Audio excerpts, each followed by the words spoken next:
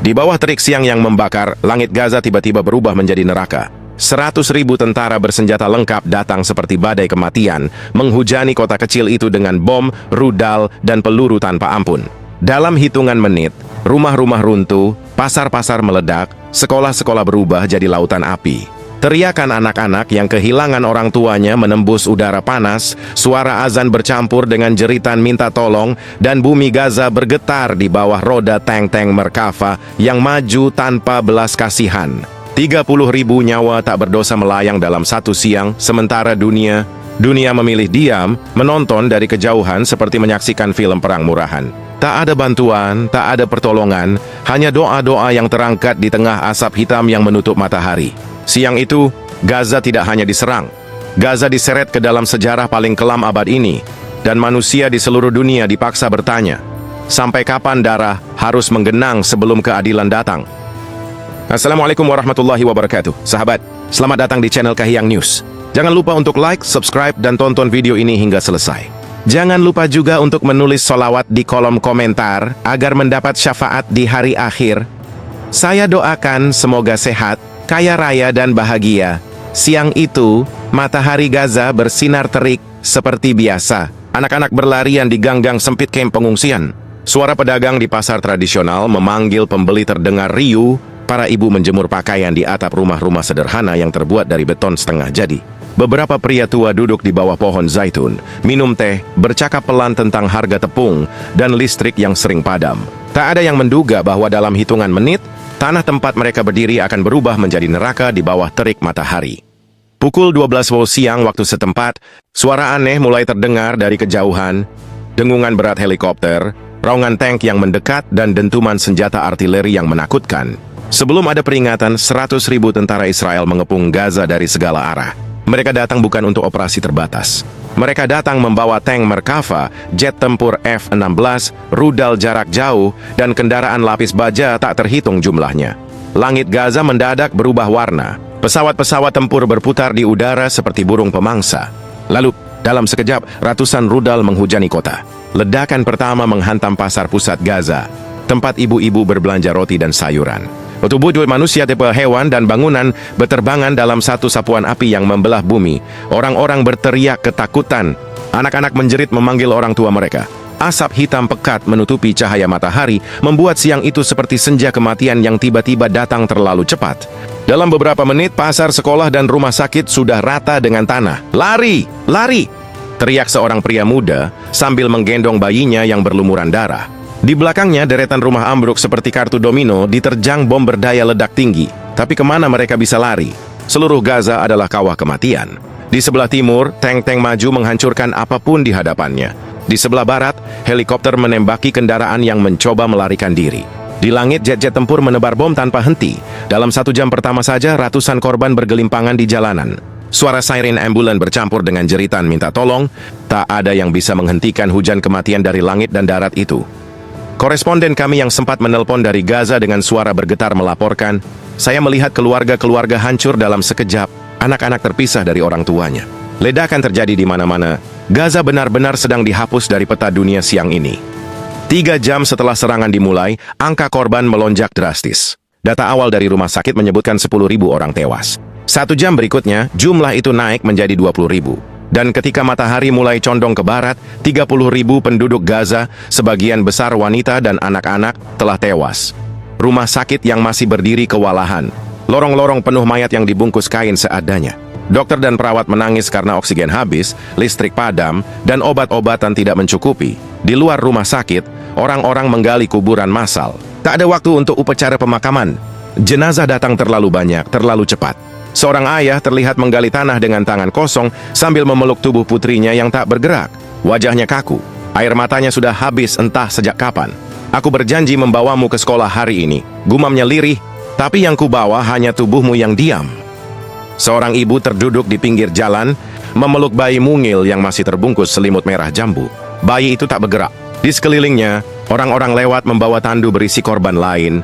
Tapi ibu itu tetap memeluk bayinya erat-erat, seolah menolak kenyataan bahwa buah hatinya sudah pergi. Di tengah reruntuhan pasar, beberapa anak kecil berjalan linglung memanggil-manggil orang tua mereka. Tak ada jawaban. Mereka hanya menemukan sepatu kecil, potongan pakaian, dan debu yang menutupi semuanya. Sementara itu, pasukan Israel terus maju. Mereka menghancurkan jaringan listrik, memutus saluran air, dan mengebom gudang makanan. Gaza tak hanya dilanda kematian, tapi juga kehancuran total infrastruktur. Tak ada rumah yang selamat, tak ada sekolah yang bisa berdiri, tak ada masjid yang utuh. Di media sosial, video ledakan-ledakan itu viral. Dunia menyaksikan dengan ngeri bagaimana kota kecil yang padat penduduk itu dihancurkan dalam beberapa jam. Tapi, reaksi negara-negara besar hanya berupa kalimat diplomatis. Kami prihatin, dan kami menyerukan agar semua pihak menahan diri. Seolah-olah 30.000 nyawa yang melayang hanyalah angka dalam laporan, bukan manusia dengan mimpi, keluarga, dan masa depan. Di Gaza, para relawan berteriak putus asa meminta bantuan internasional, tapi tak ada yang datang. Tak ada tim penyelamat, tak ada koridor kemanusiaan, tak ada bantuan darurat. Gaza dibiarkan sendirian menghadapi pembantaian terbesar abad ini. Menjelang malam, korban terus bertambah.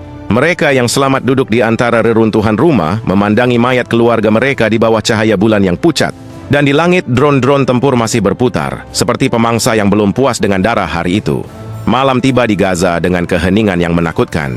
Di antara reruntuhan rumah yang terbakar, di jalanan penuh mayat, dan di rumah sakit yang sudah kehabisan obat serta listrik, hanya suara tangisan yang terdengar, kadang diselingi doa lirih yang hampir tenggelam oleh suara drone tempur yang terus berputar di atas kepala. Tapi dunia luar, dunia seolah kehilangan pendengarannya. Di New York, markas besar PBB menggelar sidang darurat. Kamera televisi internasional menyorot para diplomat berjas rapi yang duduk di ruangan beraki sambil berbicara tentang gencatan senjata dan resolusi damai. Tapi bagi warga Gaza yang saat itu menggali kuburan massal dengan tangan telanjang, semua pidato itu terdengar seperti olok-olok di tengah genangan darah. Kami prihatin dengan situasi di Gaza, kata seorang diplomat dengan suara tenang. Kami menyerukan semua pihak menahan diri, tambah yang lain. Kalimat-kalimat itu keluar berulang kali dari mulut para pemimpin dunia. Tapi tak ada yang bergerak. Tak ada pasukan penjaga perdamaian. Tak ada koridor kemanusiaan.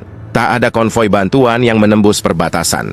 Sementara itu, di Gaza, mayat-mayat membusuk di bawah terik matahari keesokan harinya. Ribuan orang tak bisa segera dimakamkan karena terlalu banyak korban dan terlalu sedikit penggali kubur. Bau kematian memenuhi udara, bercampur dengan asap bangunan yang masih terbakar. Di media sosial, tagar Main Save Gaza dan Stop the Massacre menduduki puncak trending dunia. Jutaan orang di Eropa, Asia, Afrika, dan Amerika Latin menggelar protes di jalan-jalan.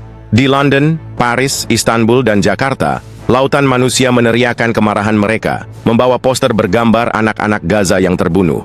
Namun di Washington dan Tel Aviv, para politisi berbicara tentang hak membela diri. Tidak ada kata genosida, tidak ada kata pembantaian. Bahkan beberapa media besar dunia mencoba memutar balik narasi, menyebut tragedi ini sebagai operasi militer. Seolah-olah 30.000 korban sipil hanya kerusakan sampingan yang tidak penting. Di tengah semua ini, seorang jurnalis lokal dari Gaza yang selamat dari serangan menulis di akun pribadinya, "Kami mati setiap hari. Dunia menonton dari jauh seperti menonton film perang. Bagi kalian ini berita. Bagi kami ini hidup dan mati." Kalimat itu dibagikan jutaan kali. Banyak yang menangis membacanya. Tapi tidak ada satupun pemerintah besar yang mengirim pasukan kemanusiaan untuk menghentikan tragedi itu. Gaza berlumur darah. Dunia tetap bungkam. 3 hari setelah serangan besar-besaran itu, Gaza benar-benar berubah menjadi kota hantu. Jalan-jalan dipenuhi bangkai mobil, reruntuhan rumah, dan puing-puing sekolah serta masjid. Tak ada lagi gedung yang berdiri tegak. Tak ada pasar, tak ada taman bermain, tak ada sekolah yang bisa dipakai. Di mana-mana hanya terdengar suara sekop dan cangkul menggali tanah untuk mengubur korban. Anak-anak yang kehilangan orang tua berjalan memegang tangan adik mereka yang lebih kecil. Mata mereka kosong menatap dunia yang sudah merenggut segalanya dari mereka. Di sebuah masjid yang setengah runtuh, seorang imam tua memimpin doa di hadapan puluhan jenazah yang dibungkus kain putih seadanya. Suaranya parau, tapi tegas. "Ya Allah, terimalah mereka sebagai syuhada. Jangan biarkan darah mereka sia-sia." Di antara reruntuhan rumah sakit, beberapa relawan internasional yang nekat menembus perbatasan akhirnya tiba membawa obat-obatan. Mereka menangis melihat pasien-pasien tergeletak di lorong tanpa perawatan. Beberapa di antaranya anak-anak yang hanya bisa menatap langit-langit dengan mata lemah, menunggu ajal datang. Seorang perawat lokal berkata kepada wartawan dengan suara serak, "Kami tidak butuh pidato. Kami butuh obat, makanan, listrik, dan keamanan." Dunia hanya mengirim kamera, bukan pertolongan. Namun meski semua tampak gelap, harapan kecil tetap muncul di Gaza. Seorang anak laki-laki berusia sekitar 10 tahun terlihat memungut buku catatan dari reruntuhan sekolahnya yang hancur. Buku itu berdebu dan terbakar di pinggirannya, tapi di halaman depan tertulis namanya Ahmad. Ketika wartawan bertanya mengapa ia mengambil buku itu, Ahmad menjawab pelan, "Saya akan menulis lagi ketika semuanya selesai." Jawaban sederhana itu menjadi simbol bahwa meski Gaza hancur, semangat rakyatnya tidak bisa dihancurkan. Di malam ketiga setelah serangan, rakyat Gaza menggelar doa bersama di tengah puing-puing. Mereka menyalakan lilin, membaca ayat-ayat suci, dan memeluk satu sama lain. Di tengah penderitaan, mereka masih percaya bahwa Tuhan melihat semuanya, dan bahwa suatu hari keadilan akan datang. Serangan itu mungkin menghancurkan bangunan, jalan, dan rumah-rumah mereka, tapi tidak bisa menghancurkan keyakinan dan doa yang terus mereka panjatkan. Dan disitulah pesan terakhir dari Gaza untuk dunia. Kami mungkin sendirian hari ini, tapi selama kami masih berdoa, harapan tidak akan pernah mati. Terima kasih bagi yang sudah like dan subscribe. Saya doakan semoga sehat, kaya raya, dan bahagia. Wassalamualaikum warahmatullahi wabarakatuh.